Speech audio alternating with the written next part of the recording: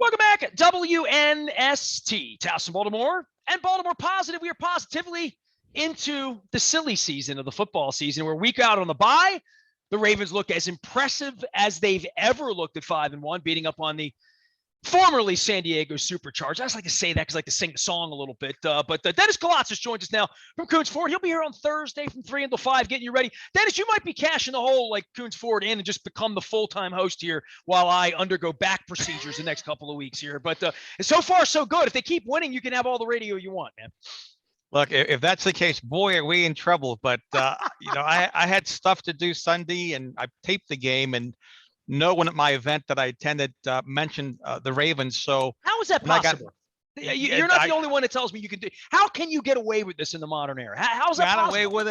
Got away with it, and got home and put the game on and fast forwarded their commercials. And boy, oh boy, what a game it was. It was one of those magical days where they could do no wrong. The defense showed up, and I do think that it was a fantastic win for the Ravens. But let's not get too geeked up. This is the same team that had a comeback and a historic comeback to beat the Indianapolis Colts. So it's a week-to-week league.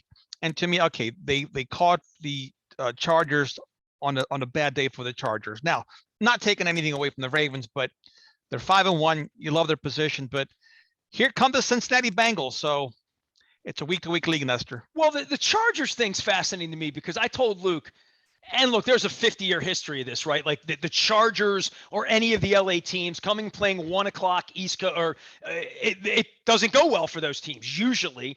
And they look like a team that was kind of asleep. I felt that way early on. I felt like after the second touchdown, I'm like, okay, they just stink. There's no way they're going to win today. And I had some people on Twitter. By the way, I noticed you weren't on Twitter during the game. Now that I recollect, I wasn't retweeting you in the middle of it. But somebody was giving me a hard time, like, you can't call the game in the second quarter. I'm like, yeah, my vibe is if you gave me a nickel to wager on it in the middle of the game, and I know the league would love for me to do that. I'm doing all this betting stuff now because I'm not a bettor, but how much inducement there is to wager that's set into the broadcast now. I said to myself when they were getting that last touchdown, I'm like, they'll score 3 more. I thought they would score 50 points. I'm not disappointed. I mean, it was fine, but it felt like the type of day where if they wanted to throw it, they would have thrown it. It was that obvious they were the better team on Sunday.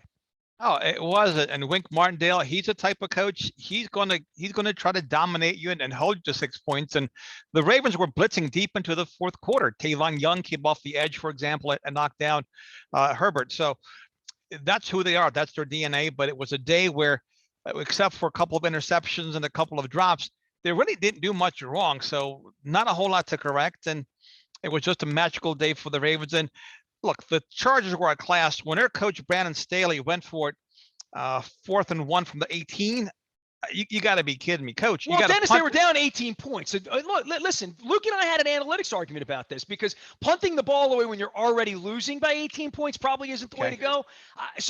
But I will hear the argument made for that we're going to lose anyway, which is pretty much the argument, right?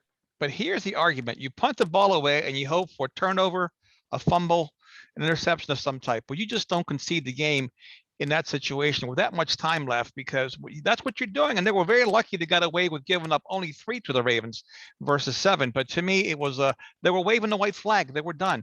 And really, they had a lot of time in the game. This is a rookie head coach making a very, very big mistake and signaling to his team that I don't believe we can come back. I don't believe we can win. We're desperate, right? And instead of letting the game breathe. I think he was signaling we can get a yard. See, I see it differently, Dennis. I think he's signaling like it's a yard. You want to win today? Go get a yard. And we're not going to win. Well, I mean, we're going to punt or we're going to get a yard. I listen. I mean, I've watched football a long time, but Luke has me thinking about this, and I'm starting to think to myself, like, you can't get a yard in Baltimore 3 in the afternoon. No. You're already getting your ass kicked by 18 points. You might as well just get on the plane and go home, which is, kind of where they were when they couldn't win anymore. They were taking knees. The Ravens were taking a knee with 2 minutes left. It was a 56-minute game, really. Look, we've seen it happen many times before. Analytics do not trump common sense, and the common sense, the right thing to do. The right thing to do in that scenario was to punt the ball away, and give your defense a chance to, your special teams, and your defense a chance to make a stop, to make a play, and keep yourself in the game. Analytics do not trump common sense. They don't. They really don't. It's. Look, we got stuck with the analytics back when we lost to the Titans a couple of years ago. We kept going for it instead of playing field position, which the Titans did very well. We kept giving them a short field. So to me, there is a time and place for analytics in all the sports, particularly football. But again, they can't trump the flow of the game, common sense. There are other factors that go into it. The flow of the game. Look at the Ravens. They were running the ball and they stopped. They started passing. Why? Everybody was screaming, run the ball. I know everybody in Baltimore was screaming that. And finally, Greg Roman started running the ball and great things happened, right? So you attack the weakness of your opponent. So there's a time and point for analytics. And Brandon Staley, that wasn't it. Believe me. All right. Well, statistically, when you look at this, it's not that impressive. Any part of it, nobody ran for a lot, nobody threw for a lot, nobody caught a lot. We didn't punt a lot, we didn't kick a lot of field. And it was such a sort of hand washing, butt kicking of them that I look at Buffalo now and I say where the Steelers are, where the Browns are, where the rest of the division is. They are the Super Bowl contender. I mean, it's them in Buffalo right now, and I'm not getting all power ranking on October the 18th, but I will say this. They have shown themselves to be formidable right now. Through all the injuries, all the problems, tough games, the fact that they're on this home streak for another 2 weeks, Cincinnati's a threat. I'll give you that. But this team's answered the challenge. This is a really good football team. I'm becoming a believer, Dennis, and I'm not the guy that gets sold real early on into this. Yeah, the Browns lost at home to the Cardinals. The Steelers had to go to overtime to defeat the Geno Smith-led Seattle Seahawks. Geno hasn't played ball since 2017. You've got to be kidding me. This team can go 9-1, Nestor, and that's with 15 men on injured reserve, which is insane. It's a credit to the organization, to John Harbaugh, to Eric DeCosta and Ozzie Newsome. This team could be 9-1 after 10 games. That possibility exists. Got to take them one by one. Bengals are up next. Dennis Koulatsos is here. He'll be here on Thursday from 3 until 5. It is the Dennis Koulatsos Show. You can find him out on Twitter when he's not DVRing the game at D Koulatsos Show. The Bengals and thoughts of what they are and Joe Burrow, and I've seen, more sort of breakdown of Burrow. Burrow looks like he's getting a better start in the league than the poor kid in Jacksonville. He really is, but to me, they really haven't played anybody of substance. They're going to run into the buzzsaw, is my feeling, with the Ravens. Their defense is better than advertised. That kind of worries me a little bit. But Joe Burrow has a tendency to get hit and get hit very, very hard. You have to like what the Ravens did to Justin Herbert. Deshaun Elliott, to me, makes all the difference with that defense, Nestor. He gives them an edge. He's a thumper. He's a leader. He makes the team more cohesive, more aggressive. Especially with Peters being out, because Peters had that sort of role, right? He's sort of taken over that bad boy role in the secondary. Oh, absolutely. He was my MVP on the defensive side yesterday. On the offensive side of the ball, Patrick McCary. You didn't hardly hear Joey Bosa's name mentioned. Patrick was blocking from whistle to whistle. He's been a big success and find at right tackle. You have to like the direction that this team is heading in, and they'll figure out the running backs. I was all in on Le'Veon Bell, but again, Le'Veon didn't show me much burst yesterday, but Devontae Freeman did. Latavius Murray did. So maybe they'll let Tyson Williams out of the doghouse, out of Harbaugh's doghouse. But this team has a lot of momentum, and I do think the Bengals are going to be in against the varsity come Sunday. Luke and I talked a lot about wide receivers in the offseason. I know you and I discussed that. Eric poo-pooed it and said we like our wide receivers. All of a sudden, to see Duvernay become more of a factor in this thing, obviously the rookie getting out there and catching a couple of balls is just good. I said to Luke, already better than Perryman his rookie year, and it's only week 6. but getting him in, getting Watson back, having this tight end flow with Mark Andrews, to your point, the offensive line allowing for whatever it is, running, passing, RPO, that it's clean, that the Joey Bosa's aren't physically manhandling one player. Because we have seen where this offensive line has had its lunch handed to them at various points, for several series in a row. It feels like they're starting to feel it out. Villanueva on the left, he was never supposed to be there. I don't know what happens if Ronnie Stanley comes back and the ankle injury in the backside of this bye, but they're about to go into this bye. If they can hold water, knock on wood, this weekend, they're going to be 6-1 at the bye, and having not really, other than this Sunday, because we call this a full, 3 prong game. It was a full complimentary football is what they called it on Sunday, right? The best game they played all year. I don't expect them to play that well every week, but it is nice to know the defense can step up the way it did. Oh, absolutely. Tristan Colon Castillo, he replaces Bradley Bozeman without a hitch. And you talk about Villanueva. Can you picture him a left guard and Ronnie Stanley a left tackle? I don't know if I'm sure they thought about it, but that would be an absolute wall. Never mind that the right side of the offensive line shined in the game against the Chargers, but Villanueva at left guard, because the footwork is the same.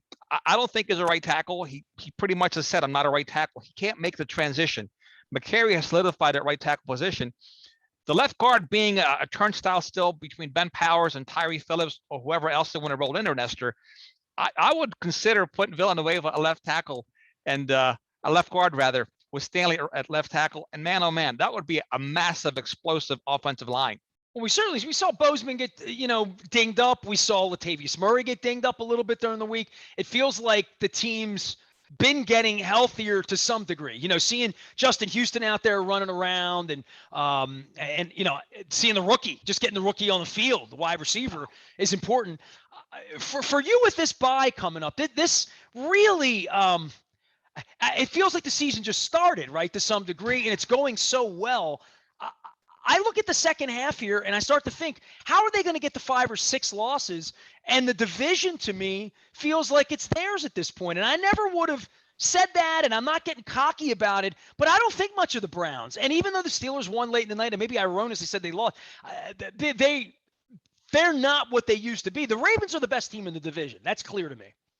Oh, they are. It's funny you should mention 5 or 6 losses, because my mother called me Sunday night after the game and said, son, what is the threshold for this team to get in the playoffs? And mom's really not an NFL fan. So this was a refreshing conversation with my 82-year-old immigrant mother. Do you know about the 17th game yet? Is she aware of that yet? She's aware now. Mom still doesn't speak English very well, but she loves her Ravens. And it was just nice to have a conversation with her. And she said, son, I can't see this team losing 5 or 6 games. And I said, Mom, I can't see either. So we talked about the bye and maybe getting Ronnie Stanley and Nick Boyle after the bye and this team getting healthier.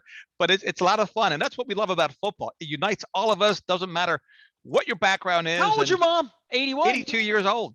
And she loves the Ravens. She loves the Ravens. She loves Lamar Jackson. And she said, he didn't have a great game. And I said, great. They got dominated. And I think that's the other takeaway. This team dominated without the Ravens, without Lamar Jackson having to be Superman, right? Didn't have to have a cape on his back and pedestrian passing numbers, pedestrian running numbers, and the team still took care of business. Dennis Koulatsos is here. He'll be taking care of business out of Coons Ford. Tell me what's going on at Coons, man. I'm wearing the red shirt. I put the blue one down because it was short sleeves, a little chilly today. But you got things happening out there. This is an exciting time of the year, right? You start getting 22s in and whatnot, right? We delivered 27 vehicles Saturday and 14 on Friday, 41 vehicles for the weekend. We're very, very fortunate, very blessed. A lot of our competitors, they don't have 41 vehicles in stock. We have over 400, and we do a lot of repeat referral business. WNST advertising certainly drives traffic to our store. I encourage everyone to jump on, and we're just very fortunate with our repeat and referral business. We're big in the community. We're always giving back, and customers gravitate to us. They know that we're going to take really good care of them. Well, you took good care of a friend of mine a couple weeks ago as well. Dennis Koulatsos will be here Thursday and again on Sunday morning. Anything you want to say about the league, or have you watched any baseball, or I have tried to watch baseball this week. I really have. I mean, I've been flat on my back on ice. I have, this is the time where I should be watching The Wire or catching up on television shows or watching Ted Lasso. I just can't do it, man.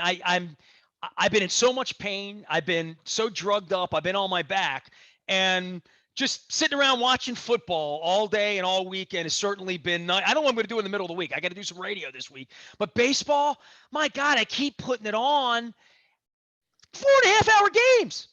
No. I mean, I don't know what this should be. How can I not want to watch the American League Championship Series? That's incredible.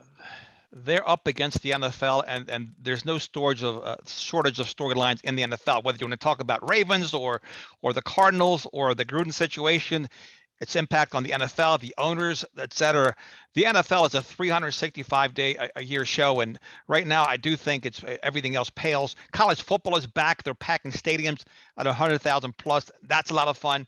So baseball, to me, you got to be a real diehard to watch it these days, and that's not who I am. Well, I mean, I've always been a baseball diehard. Look at my last name, but just the pace of the game, starting pitchers that don't start.